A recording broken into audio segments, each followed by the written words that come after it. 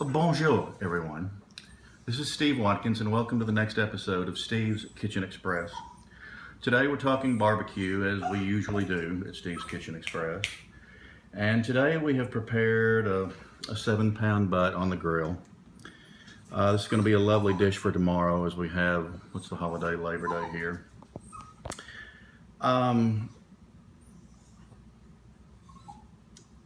When you're selecting your meat, that's the first step. When you're going to select some people call it a Boston butt, some people call it pork shoulder. It's just a staple of our diet here. We feed this to our babies. We put it in our jams and jellies. We make cakes and pies out of this. But it's really good for tomorrow. We're having this, serving it up as just barbecue sandwiches and barbecue nachos is what we're having. But when you're selecting your meat, you're looking for a well-marbled piece of meat. You always want a bone in it. Don't ever barbecue a Boston butt without a bone. The bone kind of keeps it together, keeps the moisture in. And you're going to cook this at about 225 for anywhere between 8 to 12 hours, maybe sometimes more, depending on the size of the butt.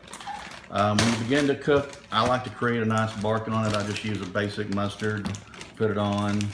And my special seasoning, I can't show you that very quickly. And when we begin to take this apart, we'll put the famous Wicker sauce on it and begin to marinate it overnight. Actually, I don't like to do this, but we cook this today for tomorrow. I actually like to cook on the day of, but we're kind of breaking that rule today. Anyway, I want to show you what happens when a Boston butt has been cooked properly. Sometimes you can cook this at too high a temperature. You can cook it too quickly. But if you cook it just right, low and slow, about 225 for 8 or 10 hours, when it's ready, this is what happens with the bone. You just pull that bone right out, and it just comes out just like that. And then the meat just comes apart. And what we'll do with this over the next few minutes is just pull it apart with the fork. And you can see how nice that meat looks. And then we'll chop it up just a bit.